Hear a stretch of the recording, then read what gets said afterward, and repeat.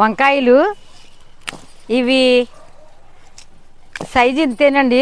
కాకపోతే మనం 2 కాయలనైతే విత్తనానికి ఉంచాము.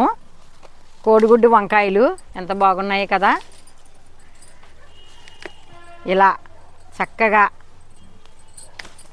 అన్ని రకాల కూరగాయలు మన తోటలోనే పండించేస్తున్నామండి. అయితే ఇవి కొంచెం డల్లవి. ఇవి కాస్తంత ఎరువులైతే ఇద్దాము. ఇందులో ఒక్క నీలం వంకాయ అయితే ఉందండి. ఇది గత పాత మొక్క. దీని మనీ నేను కటింగ్ చేసి పెట్టాను, అందుకే ఇప్పుడు ఇది వచ్చింది. ఇవన్నీ కూడా వైట్ వంకాయలు. 2 కాయలు అయితే విత్తనానికి ఉంచాను. ఇదిగోనండి, ఇది ఒకటి. ఎందుకంటే కోతులు ఉంచవండి, ఇందులో ఏదో ఒకటి ఉంచుతుందని 2 అయితే ఉంచాను. ఇప్పుడు మనం ఇన్ని కాయలు అయితే కోసుకున్నాం. చూసారా వైట్ వంకాయలు ఎంత బాగున్నాయో. అన్నిటిలోని ఈ బుడ్డ వంకాయ చూసారా ఎంత బాగుందో. వీటిల్లోని కోడిగుడ్డు వంకాయలు.